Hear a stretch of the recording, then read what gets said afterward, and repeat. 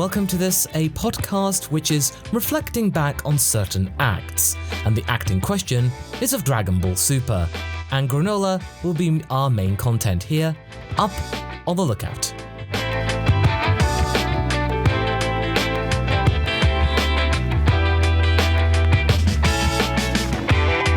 Now, for those of you who don't know, Up on the Lookout is a podcast with a difference. Here, we like to look at Dragon Ball with a slightly more relaxed, measured tone.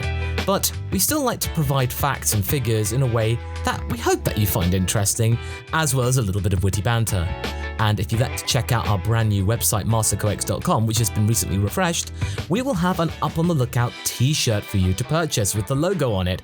And I am really proud of that logo, so do give that a look. Mastercox.com is our store and place where you can help support the podcast in a more direct manner, so we actually get all the funds, so we don't have to give anyone a cut. Just for saying. But joining me, as always, a cut above the rest, is my trusty sidekick, Haverock. Hello, I'm Haverock, and I don't think we're in West City anymore. Oh, no, indeed we're not. We're up on the lookout, so I'm glad that you're that observant, mate. But the main topic for this podcast is going back on the things that we have been seeing in the manga for the past 10 months or so. Well, actually coming up to 11. And that is the Granolah The Survivor arc, and what we believe to be the first act of the actual saga. I think you could easily call this the end of the first act, wouldn't you say, Hav, with chapter 77? Oh yes, I like to me it looks like it, and with the whole reveal at the end of the last chapter, I think it's the moment when the dynamic will change, will shift. Yes, exactly, and just be aware there are spoilers for people who aren't up to date with the manga, or they haven't got to the end of chapter 77 yet. Just so you know, but I think now is the right time to go back to what we've seen in the last 10 chapters or so.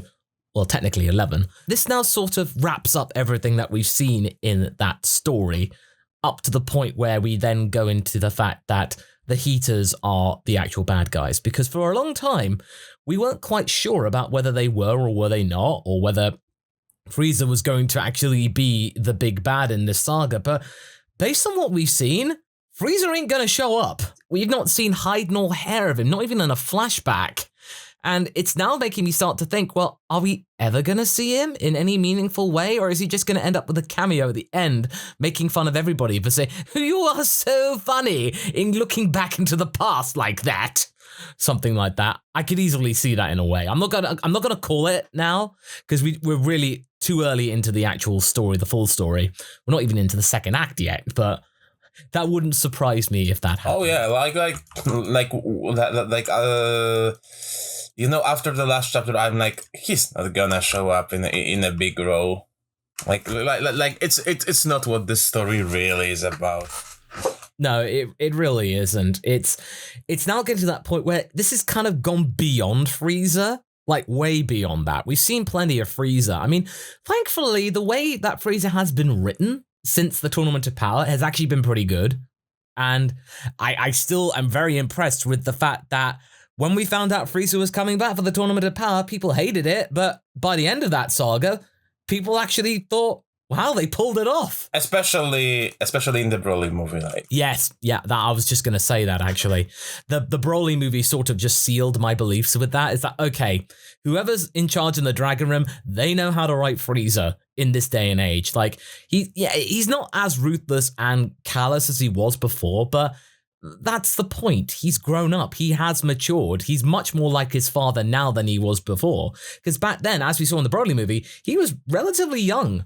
Now, it's been decades, he's much older, and we probably believe that those Iceling people, the Freezer race, they do live for probably centuries. So at this point, he's probably like now in a state of maturity, like he's now probably our equivalent of 18 or something like that. You know, he actually is capable of taking a joke, for example.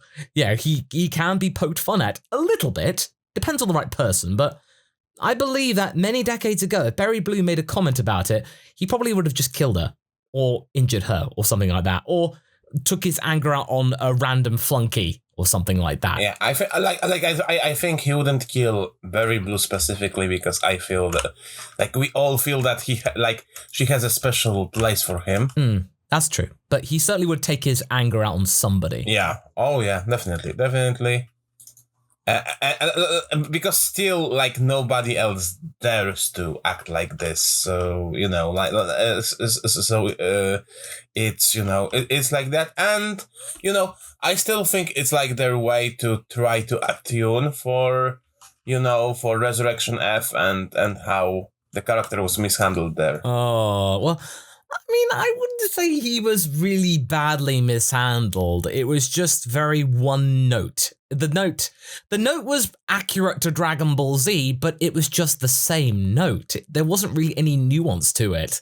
And for those of you who weren't there for our previous recording or an episode release, Haverock and I, we have a little tradition now that we set up for ourselves that every time we meet up in person, we go and watch Resurrection F and then lament on how it's not aged well. It really hasn't. And every time there's a new movie, we'll go back and remind ourselves of that. We'll probably do that with the Broly movie as well and see whether that's actually aged well. I think it's definitely better than the Resurrection F movie. Definitely. Oh yeah, definitely. Like with the animation, I don't think it aged. No. And it's very, very important to note that the director of that was Tadayoshi Yamamuro, and Yamamuro's sort of past his prime in a way. And in many interviews, he's openly admitted that, he doesn't watch any other anime really. He just watches Dragon Ball. And you can definitely tell, especially in the Heroes promotional anime, he doesn't really watch anything else to get inspiration. He just sort of rehashes the same thing over and over again. It was cool in the 90s and the early 2000s, but now it's sort of like, Can we do something else, please? Anyway, let's get back to the main topic about the saga. I would say Act 1, now that we actually have the whole story, it is actually a really good one. It's certainly going out of the typical Dragon Ball wheelhouse, wouldn't you say? The biggest point, if you are going to care for this story or not, is if you still care for Granolah as a character, because like he had such a strong introduction, and like he can be annoying, and the things he does later on are annoying, but at the same time, I think they are done on purpose, and you are supposed to like root for him to not do those stupid things, you know, like I think that's the point of all those things, like all of his, you know, angst and stuff, and you're like, no man, you're better than this, come on, you know, like again, like with the Broly movie, like he's a hero in his own story. Like I like that much like in a large portion of Moro Saga, Goku's taken a little bit of a backseat, that it's that the story focuses on Vegeta more. There are some things that are not so great, which I'm sure we will, you know, discuss in a moment, but overall I like it.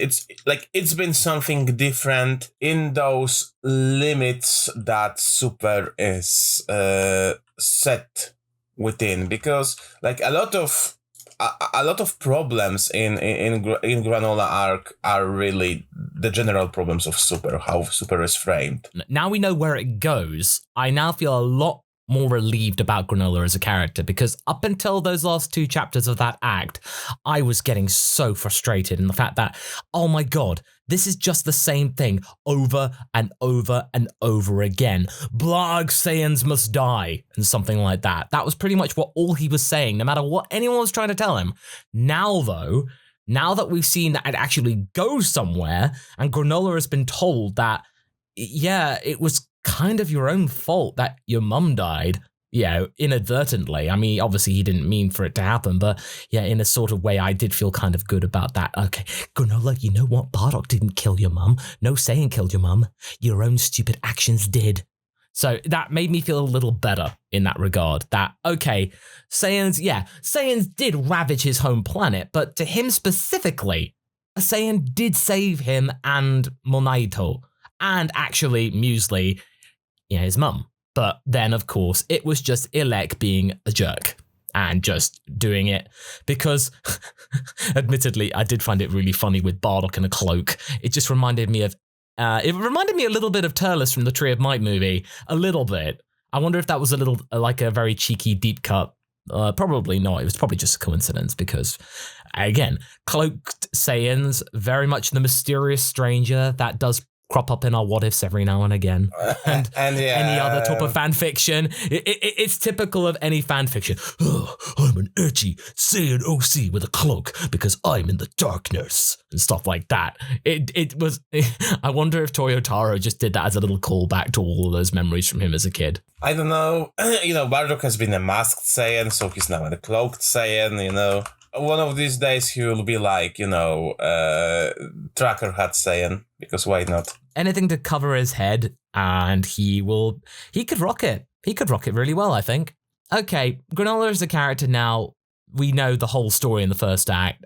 I feel like he's now something different that we've seen. It's a bit of a tragic one at that, and it sort of actually makes him realize that his wish on Torombo to become the strongest there is to kill the Saiyans in Freeza, now that's actually sort of a moot point, and he's now basically just wasted his life. He's sort of done that, and like, oh, okay, that was a rather pointless wish, when Monaito could have just told him the truth. But as we said in our Chapter 77 review, holding on to the truth for a long time like that, as Monaito tried to do, it gets even harder to tell the truth. It's a very real thing, It's a very, very, very down-to-earth real thing. Yeah, and for something like Dragon Ball to do something that profound and realistic, that's actually impressive. And something that you don't often see in that type of genre, because, in the typical shonen action way. But yeah, I've got to give props to that. So there's also good writing in here, I will admit. There are some dubious moments, but I would say the Act 1 as a whole is a pretty solid affair. It's very solid, and it's much less bombastic than other ones have tended to be. But at the moment, the stakes aren't particularly that high. The battle has been very much contained to the battle that we saw with Vegeta, Goku, and Granolah, and that's it, really. The rest has been sort of like exposition. Like, we know that Goku and Vegeta are going to be okay, but like, we have this new character, those new characters, actually, because we have Monaito and Granolah and Oatmeal. Let's not forget the Google boy. And you know that we don't know what will happen. We don't know if they are going to be okay. We don't know what will happen with them. At least we have a feeling that Oatmeal has not been cast aside and Granolah has not been entirely irrational. And, Oatmeal sort of does care about Granolah's well-being and knows what to do and knows him, reads him like a book almost. And probably this has not been the first time that he's flown off the handle like that, because he goes, really, Granolah? Really? Are we doing this? So this has probably happened before, obviously to a much less bombastic and grand extent. But yeah, so knowing what we know, the only thing that could make it worse is that if we go into Chapter 78 in the second act and he still doesn't believe everything that's been told to him, or if he then goes nuts again, that's a red flag. That's a big red flag right there. I mean, there have been tiny little ones every now and again, but this one would be probably the biggest yet, that even after all of this debate, after all of this exposition from one of his oldest quote-unquote friends, at this point in the story, he would have been trusting the Heaters more than he would Monaito. And how messed up is that? And again, my the only iffy thing is why Monaito, why Monaito would allow him to work for the Heaters, but I guess, he may thought that he will keep Granolah from the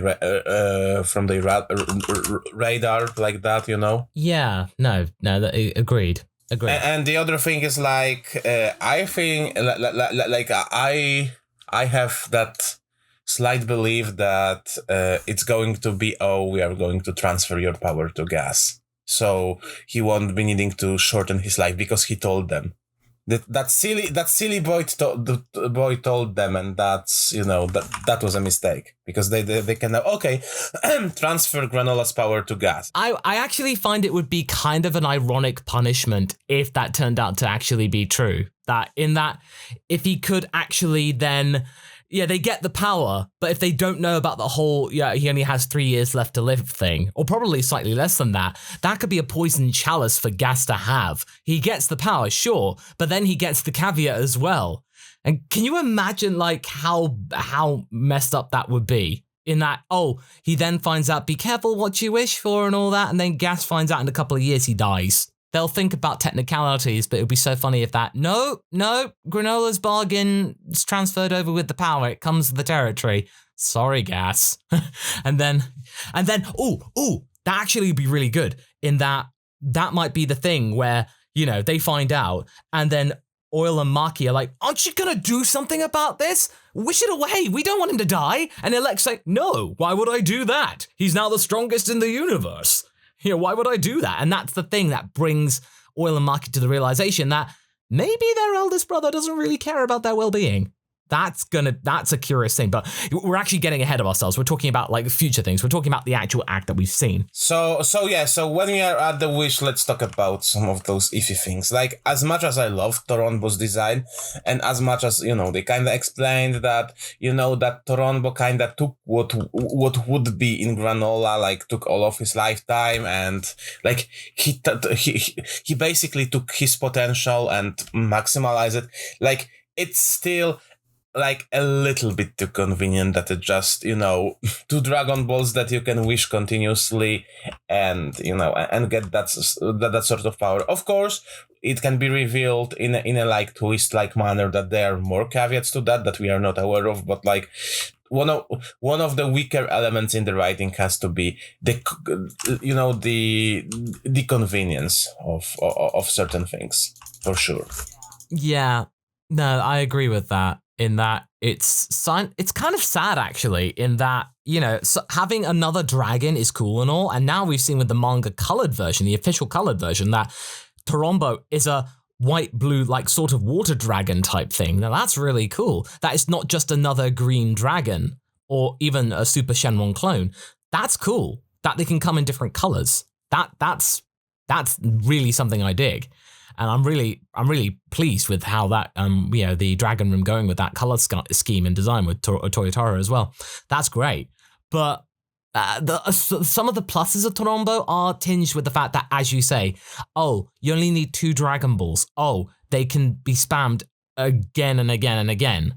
I mean, yes, granted, it was not really known. And, obviously, it was kind of dubious. I mean, I suppose you could get around that by the fact that, you can only wish for those kind of leveled powers with a bargain. That is pretty like a monkey's paw type of thing. That bit saved the deal, because if Granolah got that power with no consequence attached to it, then that would have just been, no, I'm sorry, no.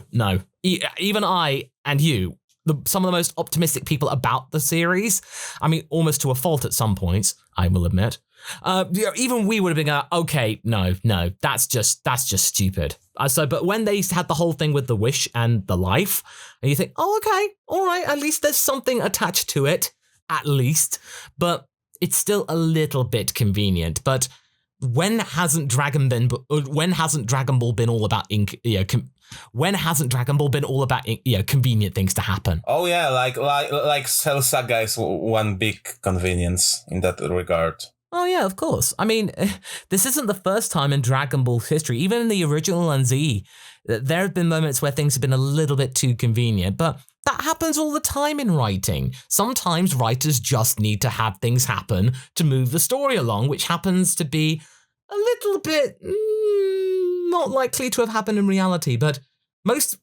works of fiction are not meant to be set in reality. You're meant to escape reality with literature and stuff like that. There's got to be some level of fantasticalness. I would love to know what would happen if you asked Shenron or Porunga for the same wish. Like if you asked Shenron or Porunga to be the strongest in the universe, like if they had the same caveat as Toronbo, or would they be unable to do it? Or would they be able to do it? Because I like that every dragon has their own quirks. The question is how does exactly work, and where does it place Toronbo? Again, I still think that it may be draining the maker of the Dragon Balls, and using Dragon Balls in quick successions might simply cost Monaito's life, but we'll have to see. Yeah, I mean, I think in answer to that question, probably Shenron probably flat out couldn't do it. Porunga probably could. Yeah, if you phrased it right, because Porunga is like the dragon of the homeworld of the Namekians, like the strongest pool of Namekians there are in existence. So that would be plausible.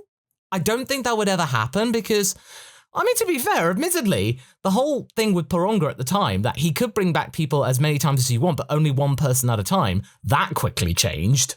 That got rewritten. So Porunga now is by default the most powerful dragon in the known universe outside of Super Shenron. And that would make sense because, again, he's the dragon of the Namekian homeworld. That makes sense. So if anyone could do it, probably without any attachments to it, it would be Porunga. But Torombo probably is somewhere in the middle. Probably like Monaito is a relatively strong Dragon Clan Namekian member, relatively. And also, he's very experienced. He has got a lot of age and wisdom behind him, even though he doesn't sometimes display it in the story. It's a bit odd. But I would say with Torombo is that if you asked for that wish without the caveat, he probably couldn't do it. He just needs some kind of extra contract to then seal the deal. You pay with it with your own life. Oh yeah, he said he couldn't do it. Like this is the only option when he could do it, and it was like, and you know, like I'm pretty sure that the only reason that he could do it is that it was given by like a Cerealian that has a naturally longer lifespan than most races, you know. And let's say if Yamcha asked him, he would probably know I can do it. Because you're Yamcha. That's how the story would go. Because, oh, you can't do it because you're Yamcha. Ha ha ha ha ha ha ha. No, but probably to be quite fair, because of his lifespan. I know, I was being facetious. But okay, speaking of other wishes that we had, I think it's time to talk about Bardock, at least briefly. So Bardock, in this, we sort of knew that it was coming, that he would feature in some degree outside of a cameo. If you like don't like this version of, like if you don't like the minus version of Bardock, you probably won't like him. If you didn't mind him, I think you will like him more because he seems more fleshed out, you know?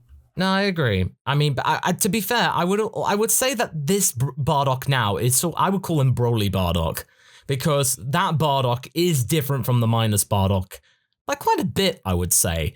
Things in the Broly movie from minus did get expanded upon. Things were explained a bit better. So I would call that the Bardock that you see in the manga now is closer to the Broly version of Bardock. And as we've discussed many, many times, this Bardock and the original Bardock are basically the same in that they are both very high-end mercenaries. They're very strong. They have killed countless races and civilizations and people without any question. But it's only that their revelation has happened slightly differently. In the original, it happened when a freaky fish guy clapped him on the back of the head and he suddenly gained clairvoyancy powers. Even saying that right now is a little bit silly. And then the other one was basically, oh, I have a partner and kid too. Oh, why am I feeling these things? I don't like this feeling, but it's telling me that I should protect them in some way. Like it's some sort of like thing that Saiyans often don't experience. And we've seen that countless times in science fiction and fiction, that a character's ways change when they actually look at something from a different perspective. So that's what happened with this Bardock. And I'm sorry, I've said this countless times on Twitter and stuff like that, and I've sort of given up now because it's just not worth getting into a battle about that. But I will say it here, is that this Bardock just makes more sense. It's something that doesn't sound as ridiculous. I mean, yeah, like when when you want, again, here's the deal, and we'll repeat it now. Like, if you want Goku to ever had a chance to be remotely interested in his dad, even have a meeting with him in Otherworld or something, like that's the only sensible way for Bardock to not be a complete, a complete ass. Yeah, exactly. Because if he were, Goku would be not interested in the slightest to meet him. Like, if you were a remorseless killer who was just, like, completely terrible to Gine, his mother, and was merciless and uncompromising, Goku would not be interested at all to meet him. And it would never happen. So you gotta have some sort of, like, not mercy, but at least understanding. So this Bardock that we've seen, I like quite a lot. And there are people out there that may not, but you're entitled to that opinion, and that is fine. Okay. But we won't get bogged down about this, because I want to talk about Vegeta. I want to talk about Vegeta in this one. And boy, he's really good in this. He's really good in this Act 1. And I know that a lot of people have been saying, oh no, he's been ruined because he has Fifis. But he's always had Fifis, ever since the Buu Saga. That was the whole point of his development in that. He had discovered that he had feelings for people. He hated it. He tried to rally against it and then realized, actually, no, why am I rallying against it? It actually is what makes me strong right now. I was trying to hark back to the past, and it's just not working. And this was back in the Buu Saga. Now it's happened again, just in a different way, and Vegeta's much more accepting of it. Arguably, it started back in the in the Cell Saga when Trunks got tambourined. That was the turning point. I would say that was the flashpoint where it began, but it manifested itself properly within the Buu Saga. But no, I agree with that. That moment. The original Vegeta would have been like, he was too much of a weakling anyway. I didn't really care about Trunks. Boo-hoo. That was what, classic Vegeta fans would have wanted him to say. At this point, they could give us like the same sort of healthy relationship that Goku and Vegeta had after Kid Buu. This saga is when it excels to me is that it gives Vegeta something else to do than Goku, and that everything he does here, as we said, was to get through Granolah because like he felt this connection. He felt that in a way he's similar to this angry one-eyed guy. Not identical, but like he knows where Granolah is right now.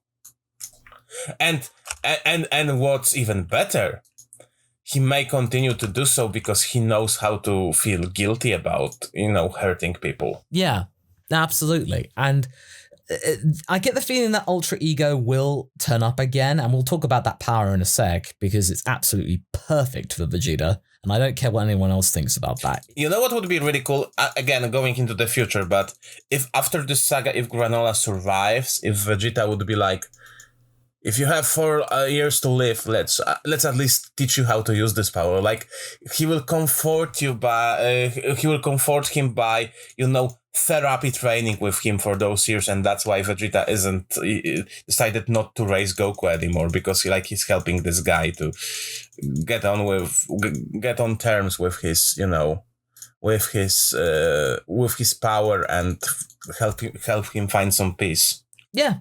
That could easily be it. And that might explain why, in the end of Z, why Vegeta and Goku haven't actually met up in a while. That might explain it.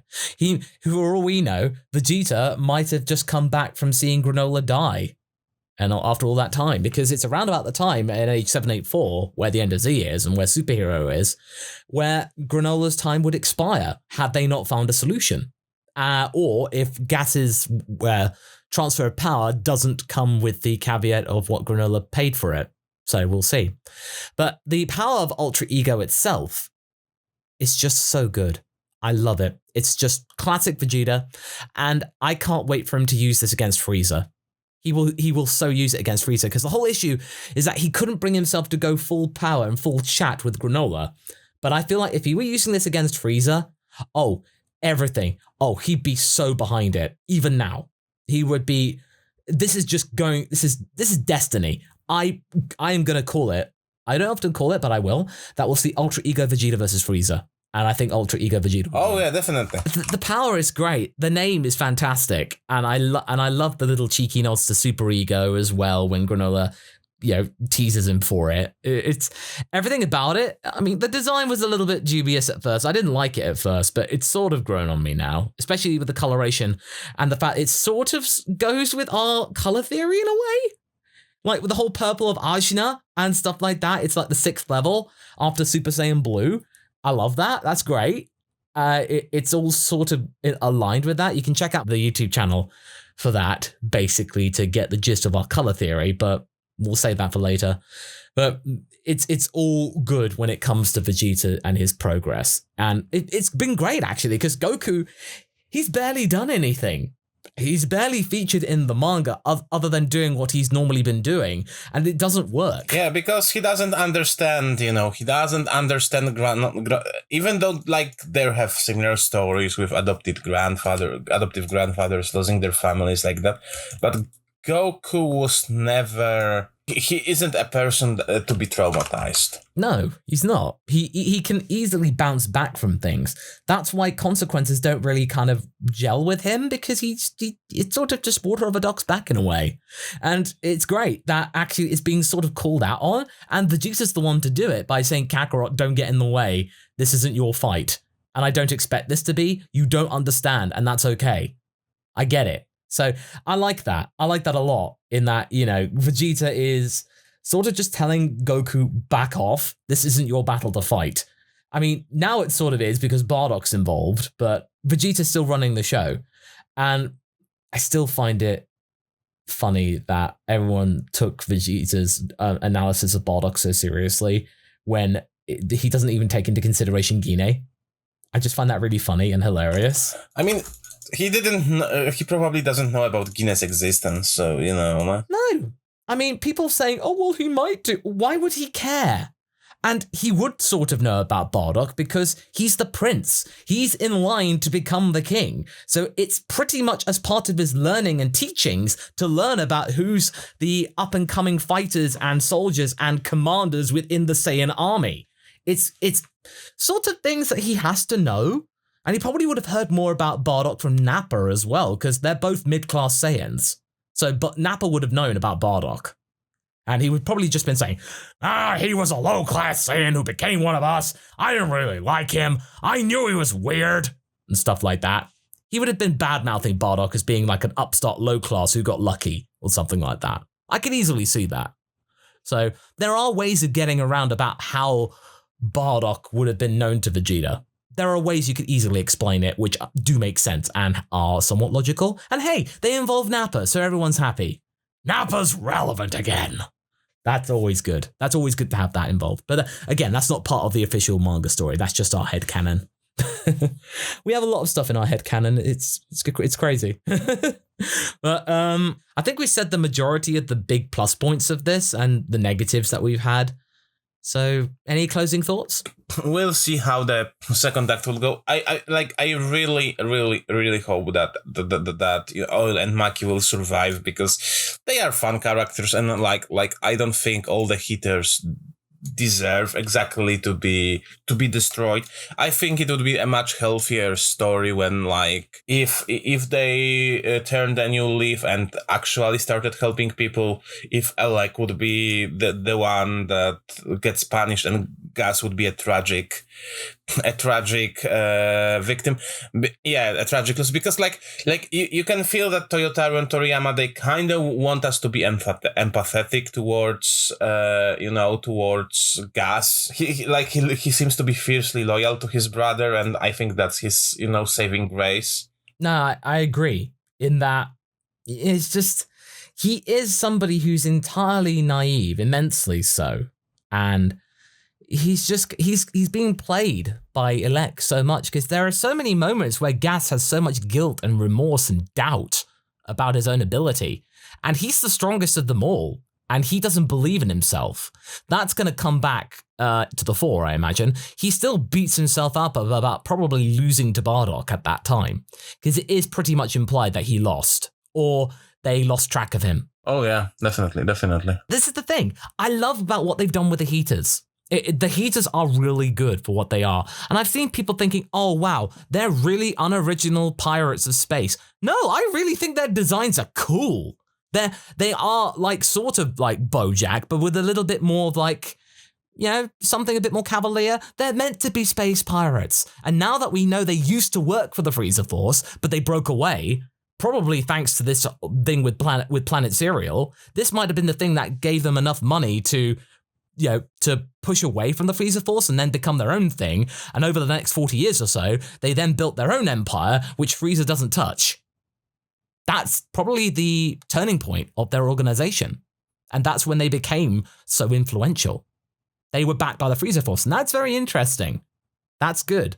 But there was a very brief time that I thought the Heaters were sort of like not the bad guys. It was very brief, though. But then eventually when you saw a couple of chapters in, it was like, nah, they're going to be the baddies. But maybe not like outright bad, but, not nice, you would say.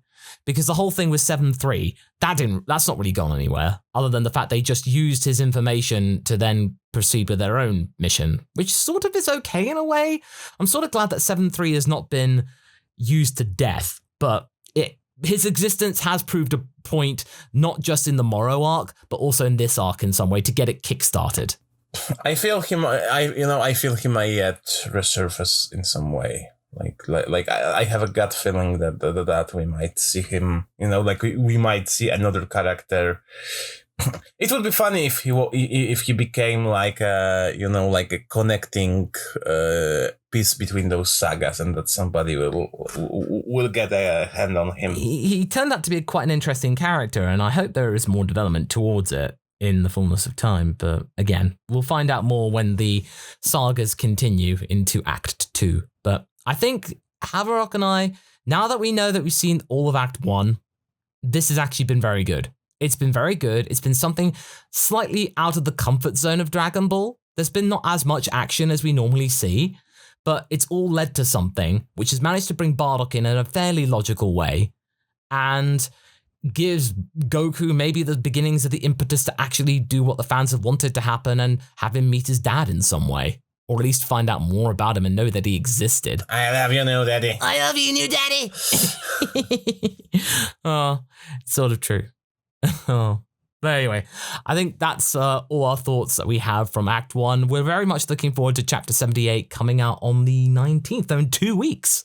So we better get our predictions going soon. So we better get that ready. So next Friday on my YouTube channel, I will have my predictions ready to go. I hope you've enjoyed this podcast, and do let me know what you think down in the comments on our YouTube channel, Up on the Lookout. You can subscribe to us there, or follow us on your podcasting platform of choice. The choice is yours.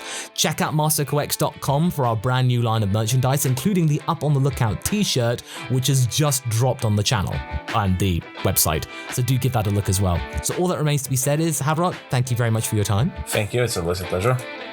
And thank you for your time out there. I hope you're staying safe, and we shall see you again very soon for another edition of Up on the Lookout. But for now, do stay safe and take care. Ta-ra! Bye.